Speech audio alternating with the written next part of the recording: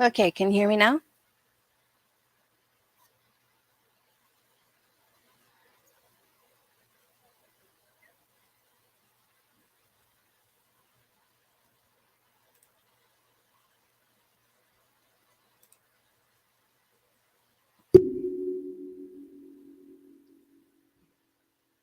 I think I can hear.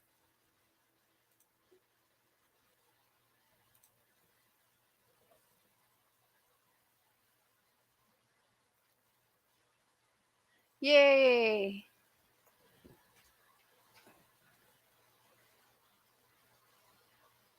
Okay, so I guess so. Yeah, I think I have to start from the beginning.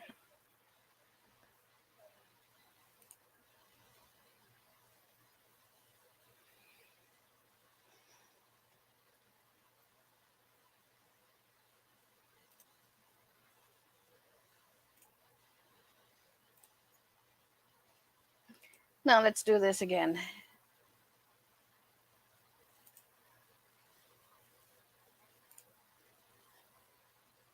There, I think that's better. Okay, I think yeah. Now that's better. If you could hear me, that's fine. Okay, so we're going back to the beginning since didn't miss much though. Yeah, cardiomyopathy is a disease which is a heart failure. It reduces the heart ability to pump oxygen, rich blood to the body. There are four types. Me, I'm not dilated congestive cardiomyopathy. I'm hypertrophic cardiomyopathy, which is HCM. And yeah, it occurs if the walls become thickened, sorry, which make it harder for the heart to pump blood. The obstructive hypertrophic cardiomyopathy, the ventricle size normal but thickened into the wall may block blood flow out of the ventricle. Sometimes the wall between the bottom chamber to the heart, the septum, which becomes enlarged and block blood flow to the left ventricles. HEM could lead to a development of abnormal heart rhythm, which is arrhythmia. In a rare case, some of the people with HEM experience a cardiac arrest, which that's how I was diagnosed. I had a cardiac arrest. Um, Also known as cardiopulmonary arrest during vigorous physical activity. That's why people who has HCM, they're very limited to what they can do. With me, since I am like my mom, we walk a lot. She used to walk everywhere, and I'm that way. Unlike my sister, I have no car, so I just go everywhere I want to. If I want to go to the grocery store, that's what, 15 minutes away. Most of the time I walk it. But I'm I have a walker to help me with my everyday needs. Not in the apartment, but outside of the apartment. Because at least inside of the apartment, if I feel like my heart is beating 5 million beats per minute, at least I could sit down. You know, I have chairs in the kitchen. I could sit down on the toilet or, on the side of the tub.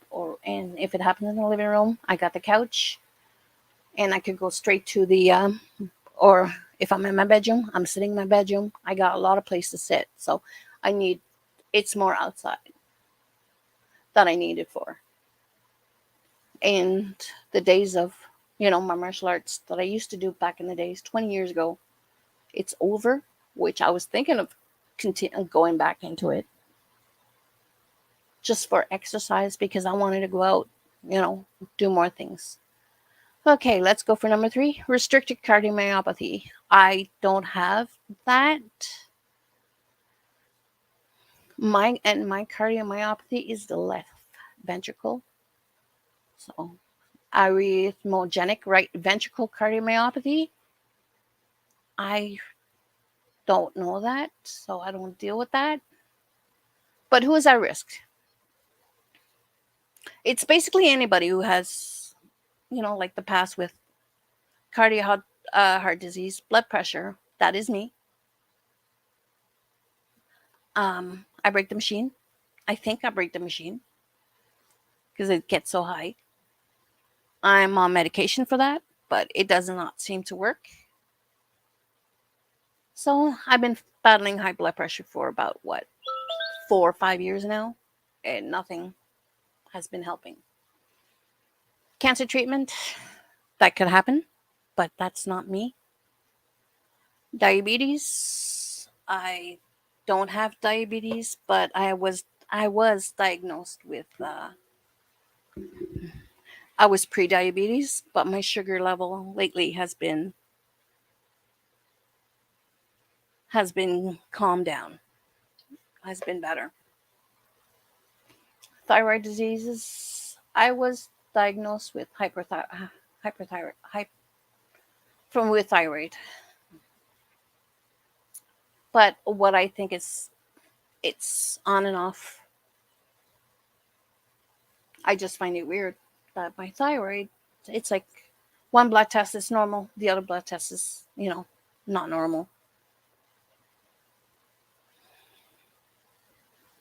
So, hemochromatosis, I don't have that. I have a history of getting low B12, low iron, but I am taking some kelp pills. Kelp vitamins is good for thyroids. And it's good for it has a lot of vitamins.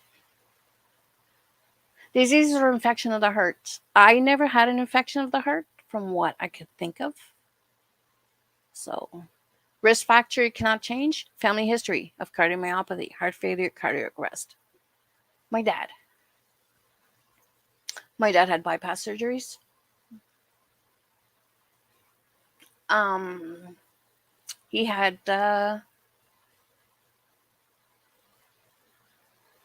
bypass, triple bypass, double bypass. You name it, he had it all. And bypasses are blockage in your ventricles. Risk factor you could change. Unhealthy weight. Yeah, I got 25 pounds to lose,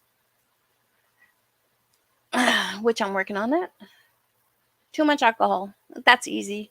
I'm a very much, I hardly drink. Recreational drug use. That, yeah, I don't take drugs at all. The cause, often known as some contributor factor, includes genetics. Like I said, my dad. Congenital heart disease. I don't have that. Damage to the heart because of a previous heart attack? No. Chronic fast heart rate? That's what I have. My chronic fast heart rate has started back in February of this year. Hi, Maria. Of over heart disease? I really don't know that. So, long-standing high blood pressure. Like I said, I have high blood pressure for about 5 years, on and off. Unhealthy weight. Yeah. Diabetes? Checked. I was pre-diabetes, so my sugar has been moderate for a while. Alcohol? No. Drug use? Low intake of essential vitamins and minerals such as thiamine. I am taking some kelp and I am taking some vitamins for people who are 50 plus, which has some ginseng in this one. So yeah, and I do have low B12. So yeah, I got diagnosed for pre-diabetic a couple years ago. It's on and off, but then my last blood test, it got better. Diabetes runs strong in my family. Like I see my father was diabetic and my sister, she is diabetic. They're both, my father, he started with the pills and then near the end of his life, Near the end of his life, he was on the shots. I think his last couple of years, they put him on the shots. And my sister, she is on the shots.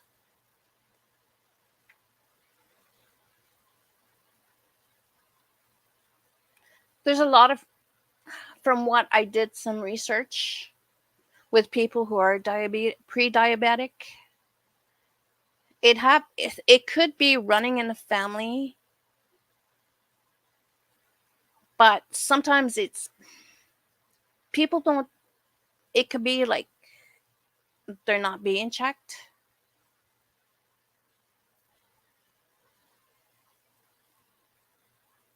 Me, because I'm pre-diabetic. What happens is that I have what is called PCOS, polycystic, and I have some cyst in my ovaries. And what happened is that it's easy to spot people who have that. They got like facial hair. Um, they have problems with conceiving natural. Uh, they have irregular periods, and that affects me with my for me to be pre-diabetic, because I know some people who don't get tested and they are I see that they are pre-diabetic.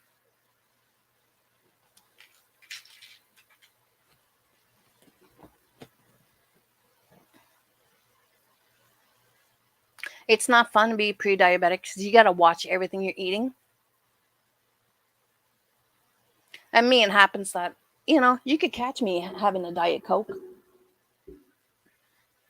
Sometimes if it's you could see me, it's yeah, you just gotta ease up on the sugar.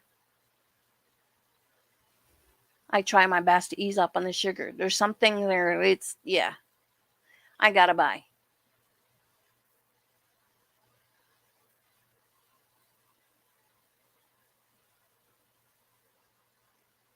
But I take about two vitamins, no, three vitamins a day. B12. I take my multivitamin and I take my kelp. I just buy it on Amazon. I just buy my all three of them on Amazon. But what and I sometimes you got to watch it on Amazon because it came to my kelp pills. I had to return them because they were expired. And I got it the same day. I checked the expiry date and I'm like, it's expired a year ago. So I had to return them. They refunded me and I bought another brand.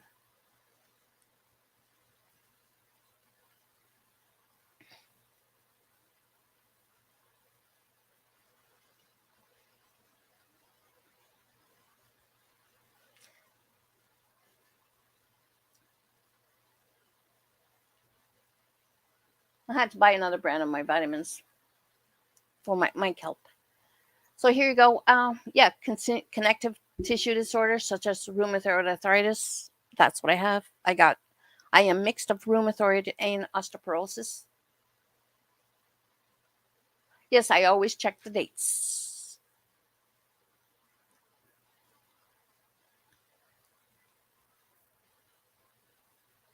And thyroid disease, which I have too, which it's on and off. My thyroid, it's like one blood test could be high, the other one could be normal. So it's like in and out, in and out. Hi, Dream. Thank you for coming. Pregnancy complications, which, yeah, no, that's not me. Thank you for coming, Dream. Yeah, some chemotherapy drugs and radiation treatment for cancer. No, that is not me. That no, I never had chemotherapy or drugs or treatment. So the symptoms, there you go. In the early stage of cardiomyopathy, some people may not have any symptoms, signs or symptoms. As disease get worse, you may experience irregular and rapid heartbeat. That was me back in February. I started feeling um like I had problem breathing. My heart was racing and all that stuff. And I decided to download an app to test my heart rate. And my heart rate was over 110, 110 plus. That was my heartbeat. And I had problem breathing. I went to my doctor, and my doctor said that, well, we're going to get your lungs checked. Since I am a smoker, which I am trying to cut down, I am cutting down. Uh, and my lungs was fantastic. No complaints there with my lungs. Fainting, I never fainted though. That's um lightheaded headness. Yes, I do. Sometimes I get dizziness just by sitting in front of a computer or just watching TV, or I could be watering my plants, which I have like what 50 plants. Roommate says it's obsessed, but no, no. Breathlessness during activity or while resting from the fluid building up in the lungs. Yep, that was me. Heavy breathing. That was my irregular heartbeat. Yes, people who has HCM, they tend to have heart murmurs, which is something I do have. Um, Swelling of the hands and feet. I am not. My hands, my fingers sometimes feels like they're swelled up, but in reality, I see it's normal. My feet, it's my ankles that swells up. But for the past what 4 or 5 years, my left foot keeps getting swelled up, and I was told that it's my salt intake.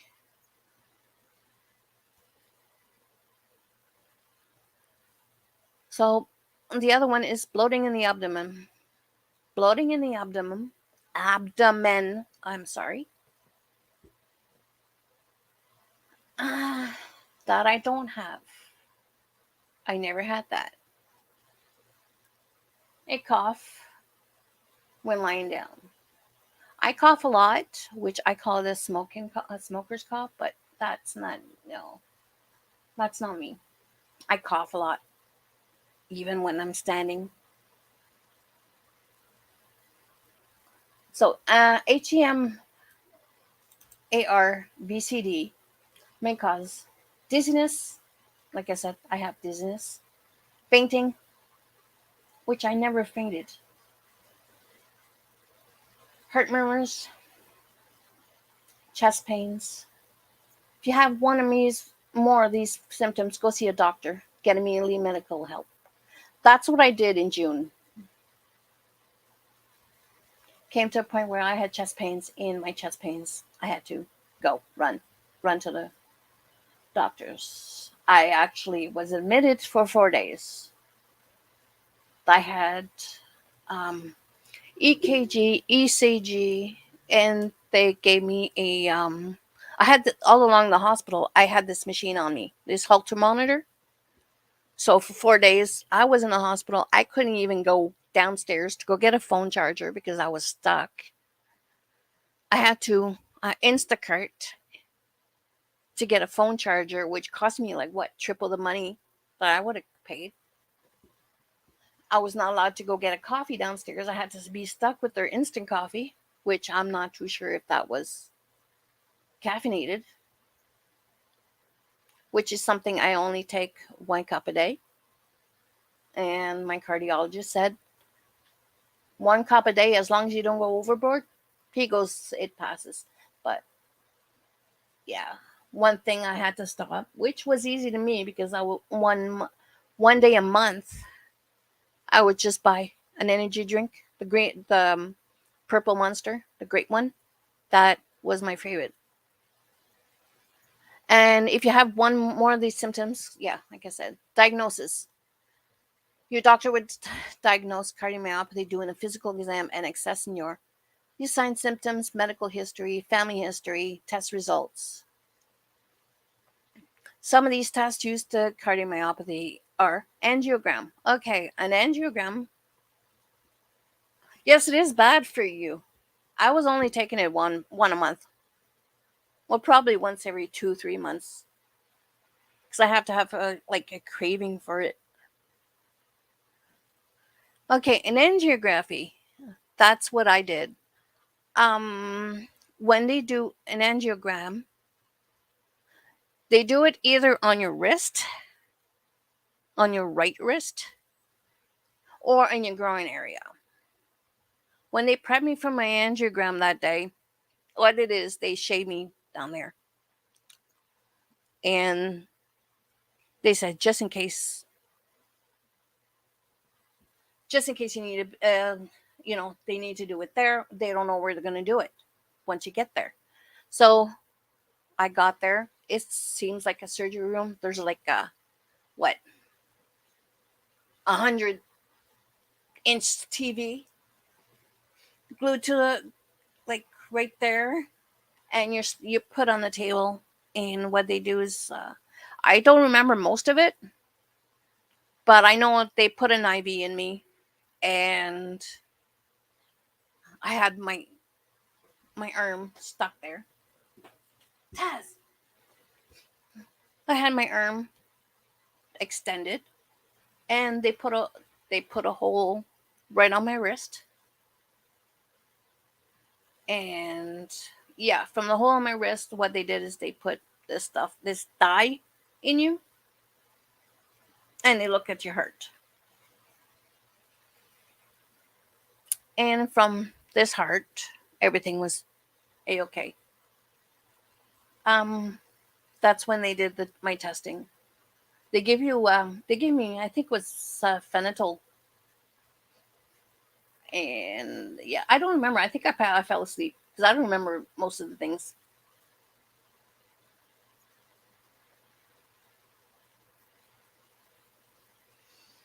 So some of the test also is blood test.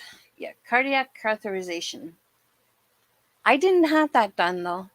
Chest X-rays. I remember the chest X-rays. Echocardiogram. That was done. Electrocardiogram. That was done. Stress tests. No. MRI. Yes, I had an MRI done on August 4th of this year. When they put you in this small machine for about what, half an hour or so. CT scan, also known as CAT scan, and genetic testing. I didn't have the genetic testing that I think. I gotta ask my cardiologist though when I see him. Treatment. Treatment. It's HEM is something that you're stuck with for the rest of your life. The goal is to reduce your cardiomyopathy. Treatment is to reduce your symptoms. Your treatment plan will depend on what type of cardiomyopathy you have, how serious it is, and what symptoms you're experiencing. Your doctor will suggest medication, surgery, lifestyle change, or a combination of the three to manage your condition. Medication. I'm on beta blockers.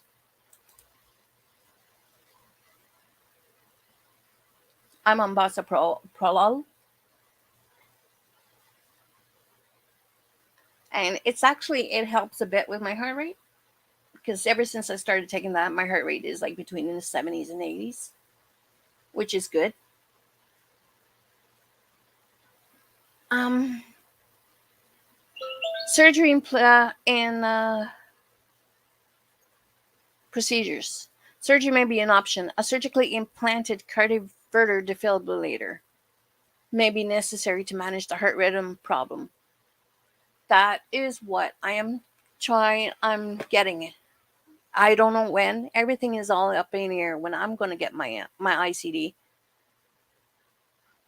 And it's a surgery that's you go in, you're out the next day.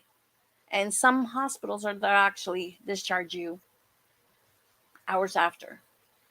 So I don't know much about that, but I am doing some research about it because um yeah, it's just something they just put like a it's kind of like a pacemaker. They just put like a wire and install in the pocket like a pacemaker. May be necessary to manage the heart rhythm problem. It can deliver an electric shock to control a normal rhythm. When my heart, if my heart goes boom, it's gonna shock me. An implant pacemaker may be recommended to coordinate the contractions between the left and the right side of your heart in small number of cases. Oh, sorry. Um, yeah, pacemaker is out right now. A small number of cases, a heart transplant may be necessary. I doubt that's going to happen to me yet, but I don't know if it's going to happen. I doubt it. I don't know. And lifestyles, if cardiomyopathy is properly treated and controlled, many people with the condition can manage with just a few changes in their normal lifestyle. Yeah, some people might need to make major adjustments to their lifestyle. If you are told to limit or avoid sports activities, there's other like to moderate physical activities that you can help to maintain a healthy and avoid the other heart problem.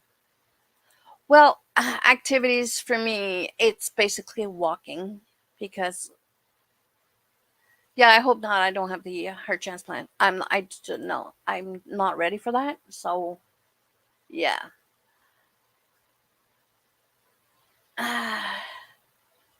Physically activities, I can't. Unfortunately, I can't do that. But I was thinking of taking some swimming, going for swimming, yoga.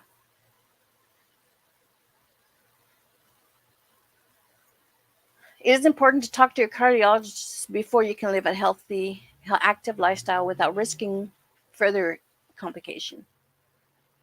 A dietitian can advise you about healthy eating. They can provide tips to manage your fluid and salt intakes to help your heart.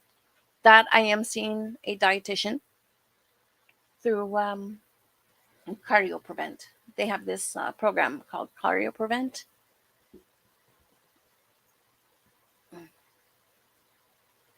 Giving up alcohol completely is a good idea. Losing weight can also be help relieve symptoms by reducing the burn in your heart. Well, I very hardly drink. Talk to your doctor about lifestyle change. That would be complication.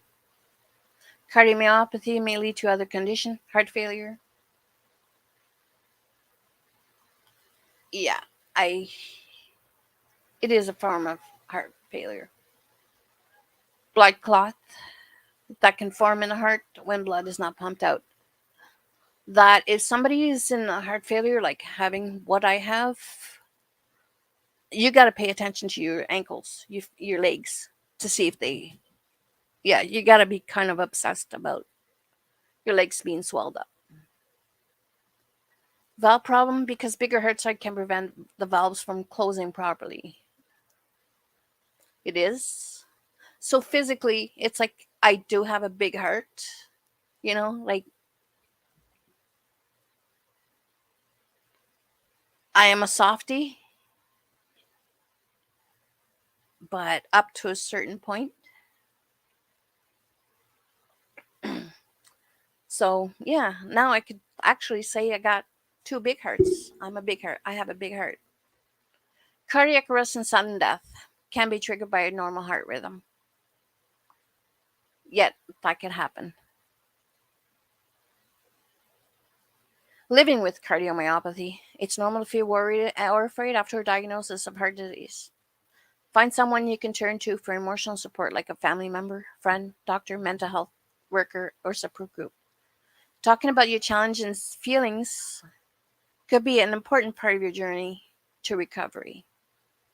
Cardio prevents that the Heart Institute they have this group therapy, and I actually am starting next week the program, which is a support group for people with heart failures.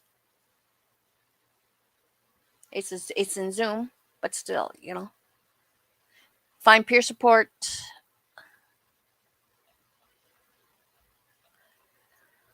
So yeah, like I said earlier, I got all this from my dad with his bypassed, and yeah, he died of a heart attack. That's what we think.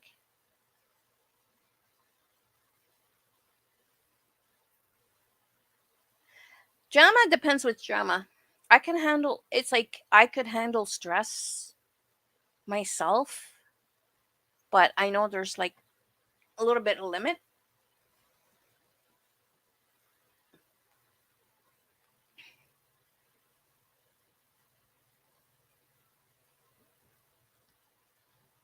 If there's like a limit to, yeah, I know what I could take and what I could not take.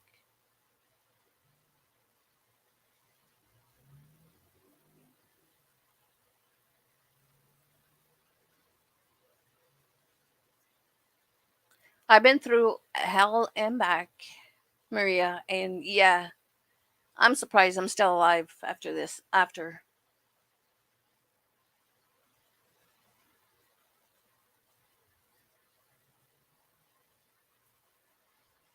plus now I got this condition, which helps me,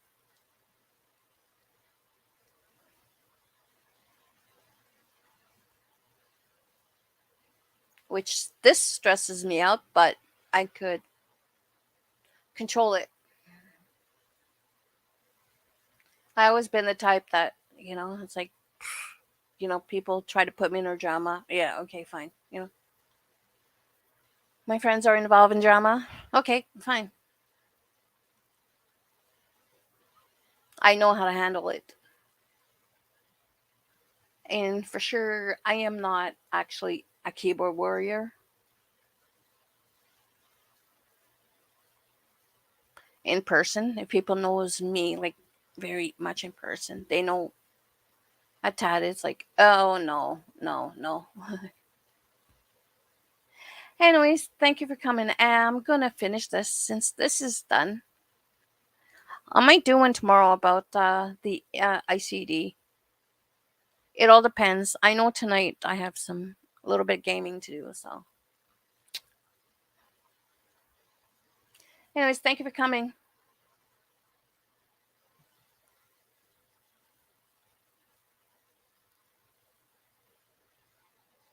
Bye.